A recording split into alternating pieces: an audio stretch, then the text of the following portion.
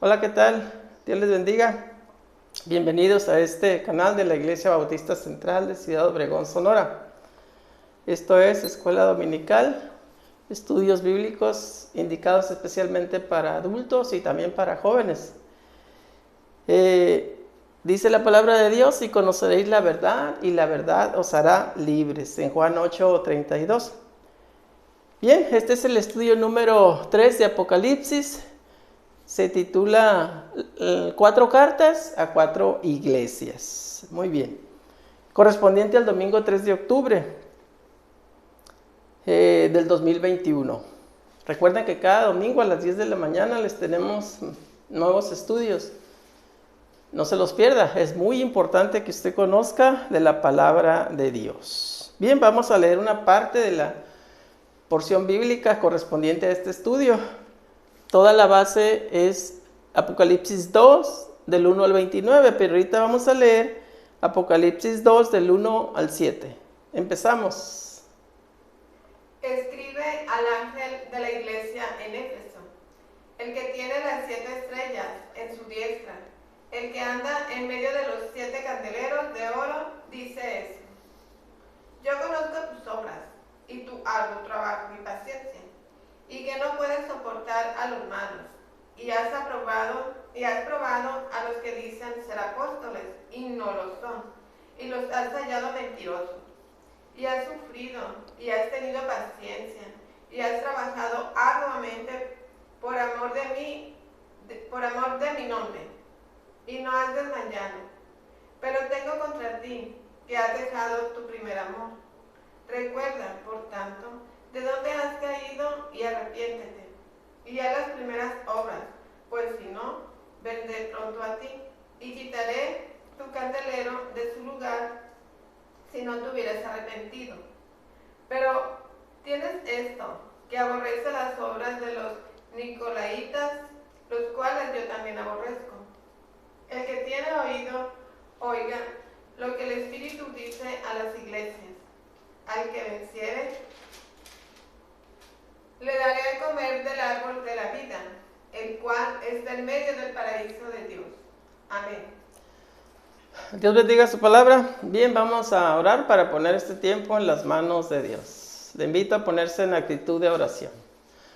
Bendito Dios y Padre Celestial, vamos delante de tu divina presencia, mi Dios, pidiéndote el perdón por nuestros pecados y poner en tus manos este tiempo, que esta tu palabra pueda llegar a muchos corazones necesitados y sirva también para la edificación de tu iglesia. En Cristo Jesús, nuestro Señor y Salvador, te lo pedimos y te damos gracias.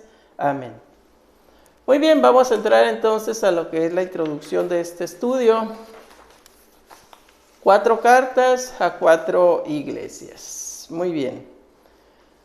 Bueno, decir primero que los capítulos 2 y 3 de este libro de Apocalipsis que estamos viendo en estas semanas, contienen las 7 cartas, que el Señor Jesucristo, nuestro Señor Jesucristo, envía a otras tantas, a 7 iglesias, ¿verdad? 7 cartas para 7 iglesias.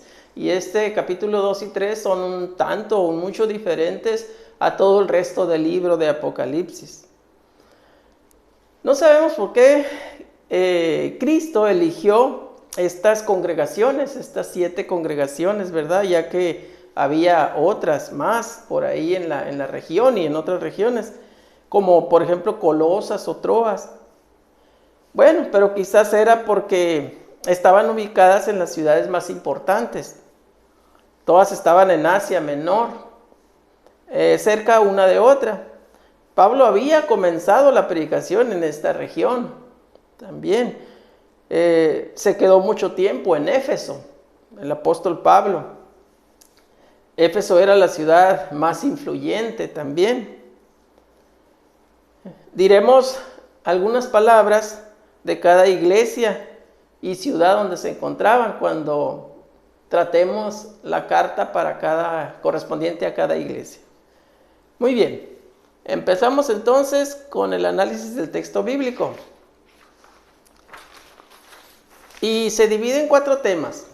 El primero es pues la carta a la iglesia de Éfeso, basado en Apocalipsis 2, del 1 al 7. Vamos a ver el versículo 1, que aquí lo tenemos. Dice: escribe al ángel de la iglesia en Éfeso, el que tiene las 7 estrellas en su diestra, el que anda en medio de los 7 candeleros de oro, dice esto. Bueno, también aquí cabe decir entonces que en los Hechos, el libro de los Hechos 18:24 hasta el 19:41, está la historia del origen de esta iglesia en Éfeso. Usted lo puede ver ahí. Y en Hechos 20, del 17 al 38, está el gran discurso de Pablo a los ancianos de esta iglesia. El esquema de esta carta y de las otras 6 cartas, es decir, de las 7 cartas, se repite con cierta similitud, ¿verdad? Tiene el siguiente esquema general: la presentación de Cristo, el reconocimiento de lo positivo en esa iglesia de que se esté hablando, la condena de lo negativo que se hace en esa iglesia y la apelación a la perseverancia en lo bueno. Este esquema se repite de forma general, ¿verdad? En estas cartas, estas 7 cartas, a las 7 iglesias en Asia Menor. Muy bien. Cristo se presenta aquí diciendo 2 cosas. Por un lado, tiene en su mano a todas las iglesias, ¿verdad? Las 7 estrellas representan las 7 iglesias. Nos resulta alentador saber que Él nos mantiene como encerrados en su puño, protegidos, ¿verdad? ¿Quién nos podrá sacar de ahí? Pues nadie, ¿verdad? Estamos protegidos ahí. Además, camina en medio de las iglesias, ¿verdad? Los candeleros, que también representan a las iglesias, como cuidando que no se apague la luz de su candelero, velando por su iglesia, ¿verdad? Nuestro Señor Jesucristo. Es una imagen para alentarnos. Muy bien. Cada vez que nos reunimos como iglesia, fíjese bien, es como si Cristo estuviera presentándose en medio de la congregación, mirándonos uno a uno, dándonos cuenta de nuestras condiciones, ¿verdad? En qué nos hace falta mejorar con respecto a nuestra vida cristiana. Muy bien. En los versículos 2 y 3 dice: yo conozco tus obras y tu arduo trabajo y paciencia, y que no puedes soportar a los malos, y has probado a los que se dicen ser apóstoles y no lo son, y los has hallado mentirosos, y has sufrido, y has tenido paciencia, y has trabajado arduamente por amor de mi nombre, y no has desmayado. Aquí le está diciendo estas palabras a esta iglesia de Éfeso. Bueno, el Señor reconoce que la iglesia ha trabajado, dice aquí, ¿verdad? ¿Cómo puede trabajar una iglesia? ¿Cómo puede trabajar una iglesia? Bueno, sin duda el hecho de que hubiera otras en las ciudades cercanas, como Colosas, donde no consta que haya ido Pablo. Entonces eso nos demuestra que la iglesia de Éfeso evangelizaba, ¿verdad? El motivo para su trabajo era que tenían amor por el nombre de Cristo. Qué importante, ¿verdad? Tener amor por el nombre de Cristo nos mueve al trabajo. Esa debe ser la base de todo nuestro programa de acción. Para ello habían precisado de una paciencia especial, como dice por aquí el versículo, ¿verdad? Muy bien. Versículos 4 y 5 dice: pero tengo contra ti que has dejado tu primer amor. Aquí viene la queja, ¿verdad?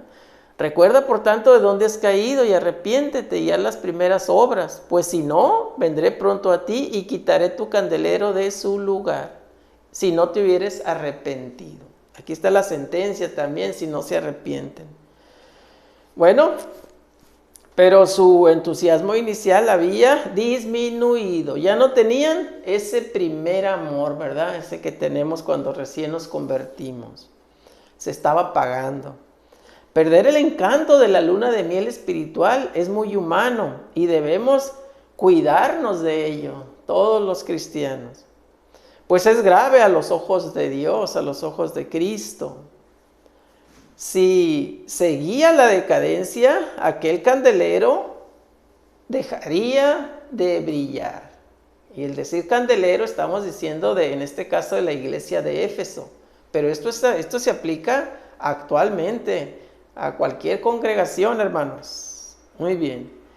Versículos 6 y 7 dice: pero tienes esto, que aborreces las obras de los nicolaítas, las cuales yo también aborrezco. El que tiene oído oiga lo que el Espíritu dice a las iglesias. Al que venciere le daré a comer del árbol de la vida, el cual está en medio del paraíso de Dios. Bueno, hay una promesa que nos remonta al Génesis, ¿verdad?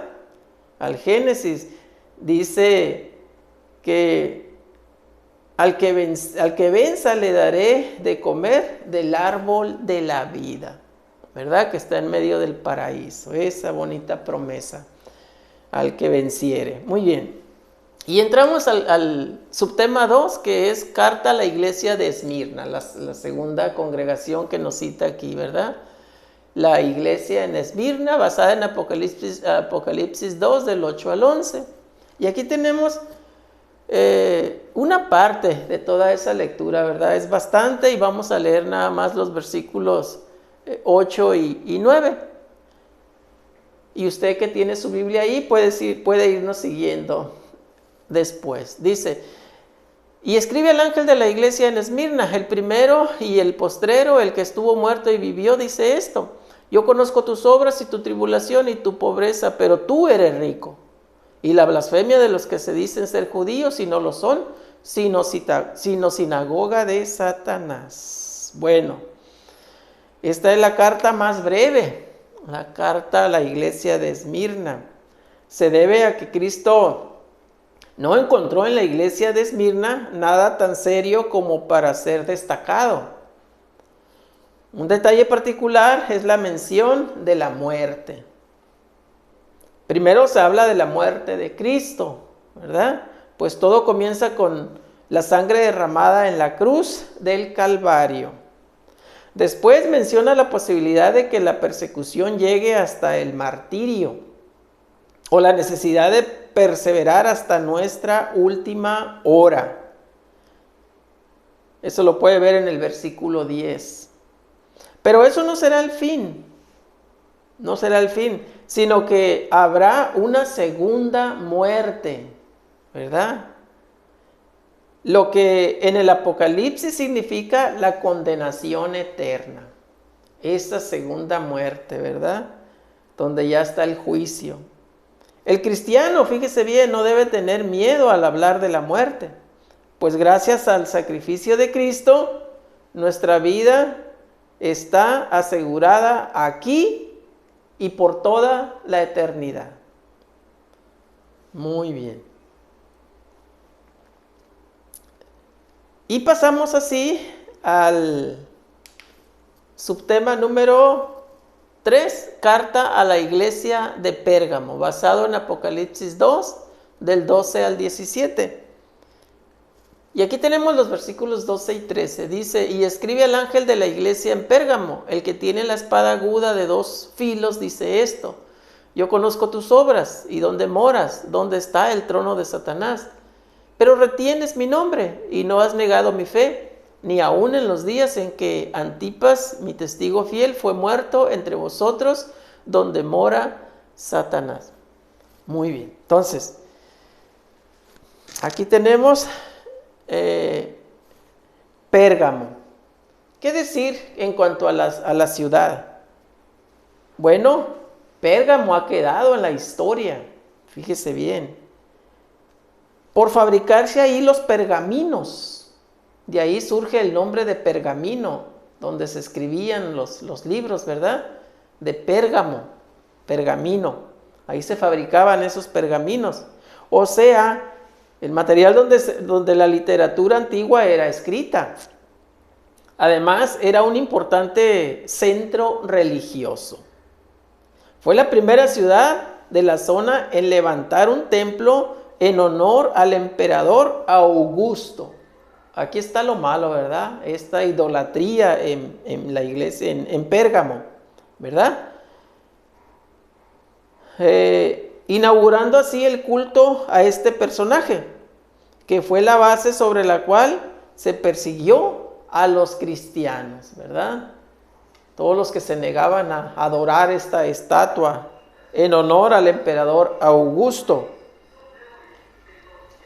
Por eso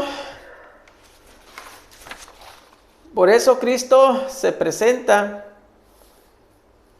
en el 1:16 de Apocalipsis con una imagen de poder. Fíjese bien. Ningún emperador será capaz de detener la espada de juicio divino.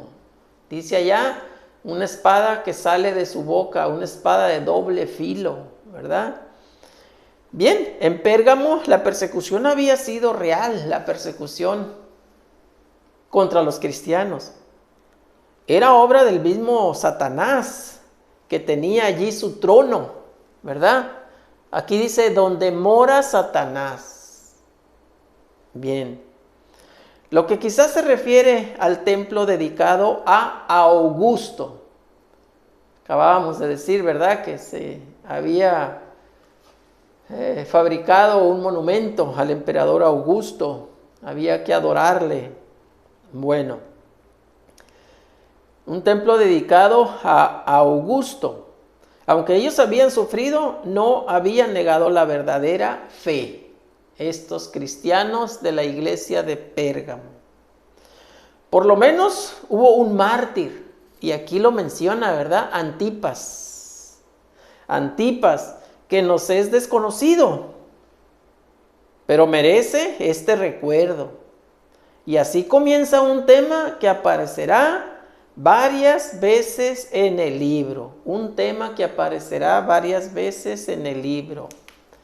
Dios siempre reconoce a los que mueren por su causa, como aquí nos estaba mencionando de Antipas, ¿verdad? Un hijo de Dios.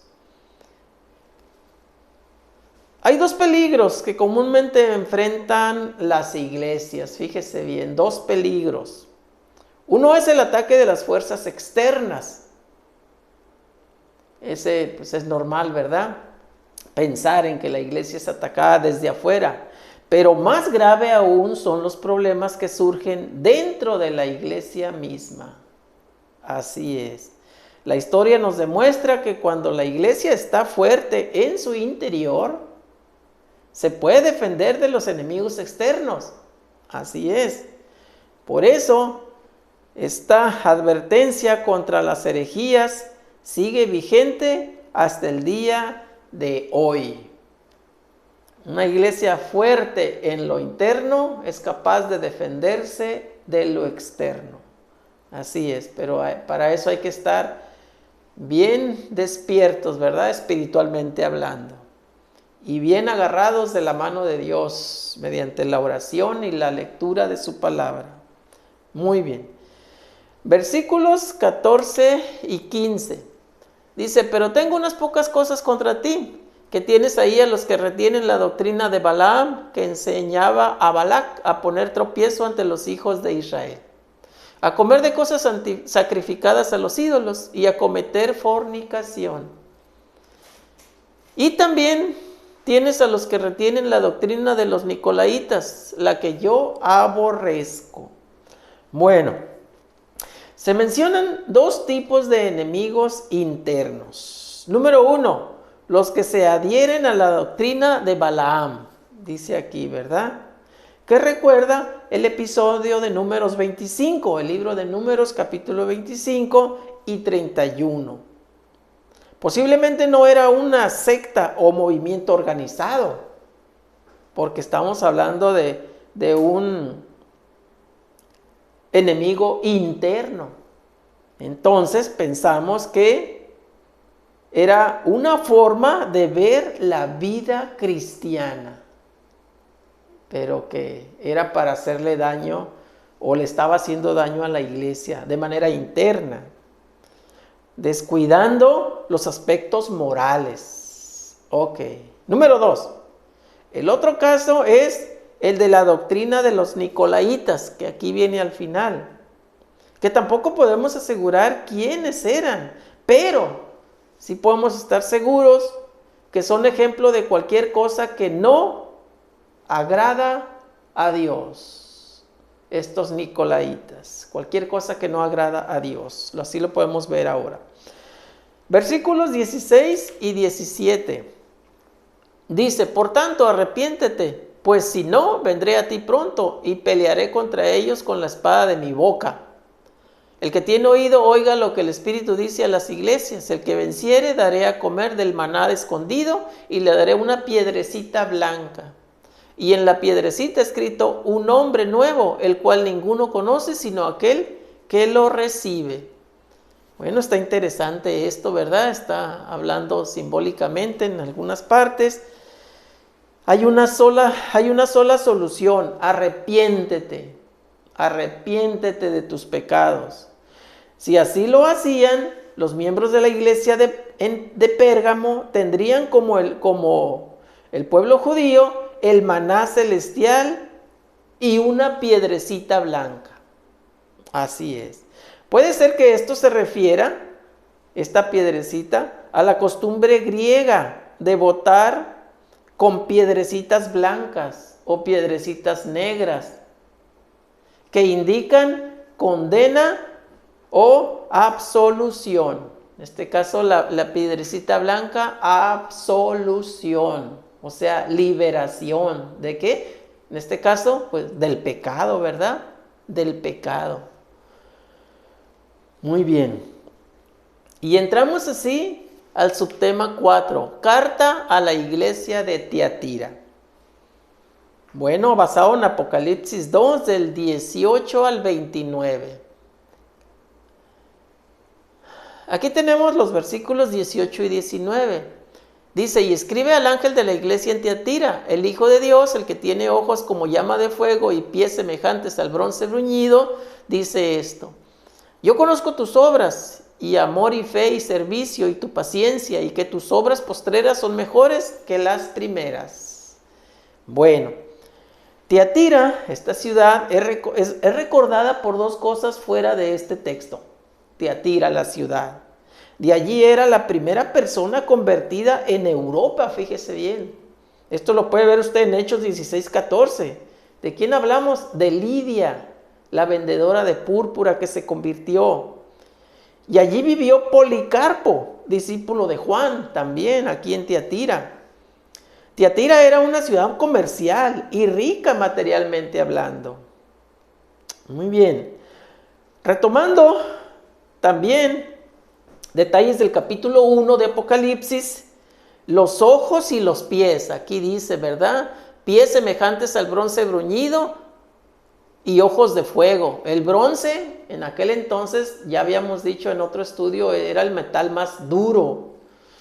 Muy bien, más fuerte también podemos decir. Cristo demuestra que Él es más fuerte que la riqueza, que la corrupción y que la persecución. Cristo es más fuerte que todo esto. La parte positiva está en el versículo 19. Es breve pero significativa. Lo positivo que se le dice a la iglesia de Tiatira. Los cristianos de la iglesia de Tiatira tenían obras que eran conocidas, ¿verdad? Que se basaban en algunas virtudes que no pueden faltar en toda congregación cristiana. ¿Cuáles son? Amor, fidelidad, servicio y perseverancia. O bien, perseverancia o paciencia, ¿verdad? Muy bien. Además, se distinguían de los cristianos de la iglesia de Éfeso en que sus últimas obras eran mejores que las primeras, lo cual era notable, como dice aquí al final, ¿verdad? Está subrayado. Muy bien. Versículos 20 al 23. Aquí tenemos una parte.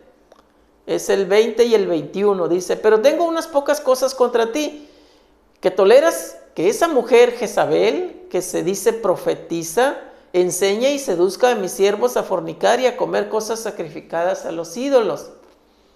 Y le he dado tiempo para que se arrepienta, pero no quiere arrepentirse de su fornicación. Bueno, aquí está la queja, ¿verdad? Pero había una persona, notemos que era una, que ensombrecía todo. Quizá no se llamaba Jezabel, sino que para no nombrarla siquiera, Juan apela al recuerdo de la perversa reina de Israel.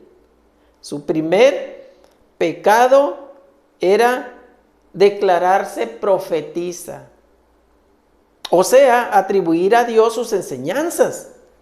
Problema que hoy en día se ha multiplicado.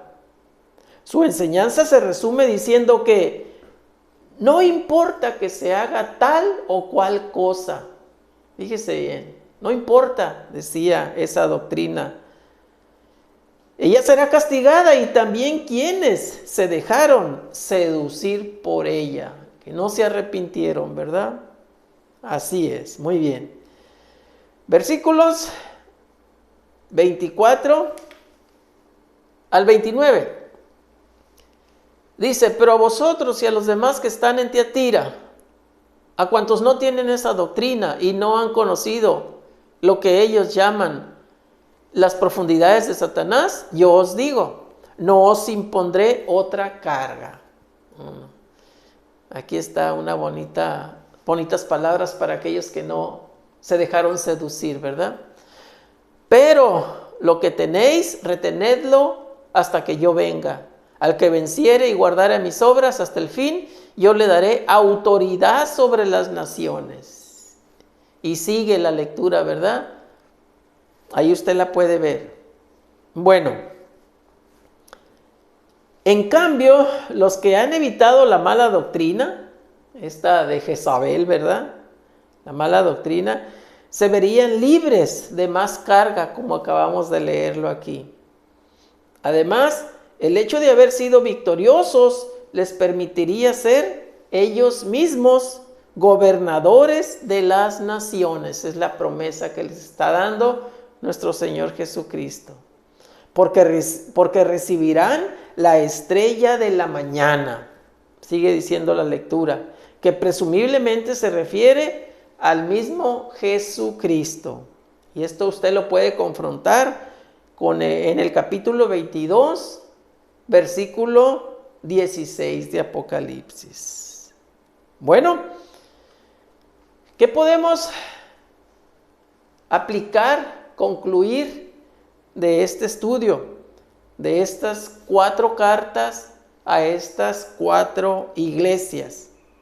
Bueno, tenemos 3 puntos. 3 puntos, fíjese bien. Primer punto, Dios tiene cuidado de su iglesia. Dios conoce, vigila y advierte sobre cada cosa buena o mala que hay entre nosotros. Él está ahí, Él sabe todas las cosas, ¿verdad? Vigila y nos advierte mediante su Espíritu Santo. Muy bien. Número 2, no hay iglesia perfecta.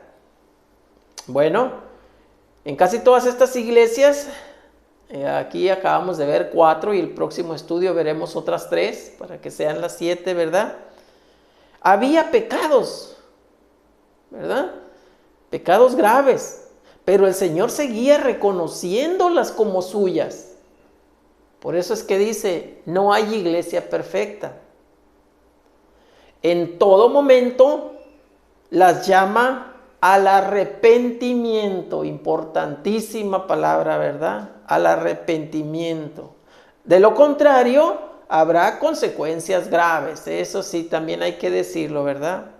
Arrepiéntete, o si no, sufre las consecuencias. Pero siempre Dios nos llama al arrepentimiento. Dios por su divino amor, ¿verdad?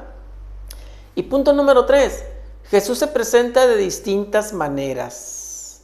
Bueno, algunos cristianos e iglesias necesitan una palabra de autoridad. Otras precisan aliento y consuelo. Palabras de autoridad para redirigir nuestro rumbo tal vez. O palabras de aliento y consuelo si estamos padeciendo. Para otras, el Señor habla en tono de juicio. ¿Por qué? Porque están en pleno decaimiento. Están viviendo en pecado. Entonces les habla ahí en tono de juicio. Debemos estar dispuestos a escuchar lo que Él tenga que decirnos. Por supuesto que sí. Y en el tono que sea necesario. ¿Por qué? Porque lo único que Él quiere es el arrepentimiento cuando haya existencia de pecado, tanto en la congregación como en lo particular a cada hijo de Dios, a cada cristiano. Dios quiere, siempre busca el arrepentimiento de la iglesia o de cada uno de sus hijos. Bueno,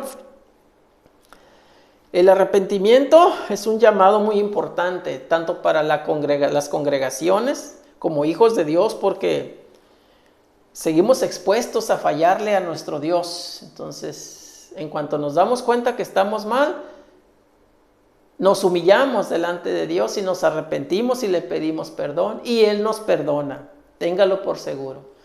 Pero también hay un llamado al arrepentimiento a aquellos que aún no conocen a Dios, que no tienen a Cristo en su corazón, que no le han abierto su corazón a Cristo. Y si usted aún no lo ha hecho, déjeme decirle que esta es la oportunidad de su vida. Es tan fácil hacerlo, pero tan importante, porque eso determina dónde pasará la eternidad, si en el infierno o en la gloria de Dios. ¿Cómo hay que hacerlo? Sencillo. Hablar con Dios y declararse pecador, porque la palabra de Dios dice que todos somos pecadores. Arrepentirse de esos pecados y pedirle perdón a Dios. Y Él le perdonará, seguro que sí. Dice la palabra que los echará, todos sus pecados los echará al fondo del mar y no se acordará más de ellos. Enseguida, abrirle las puertas de su corazón a Cristo para que entre como Señor y Salvador de su alma. Y eso es todo. Si lo hace con un corazón sincero, créame de verdad que su nombre será escrito en el libro de la vida. Y le será dada esa piedrecita blanca que decíamos, ¿verdad? Con un nombre inscrito que solamente usted, un nombre nuevo que solamente usted conocerá. Así es, créalo. Y claro, después tratar de vivir día a día de acuerdo a la voluntad de Dios. ¿Dónde está la voluntad de Dios? En su palabra, en la Biblia, atender la Biblia cada día.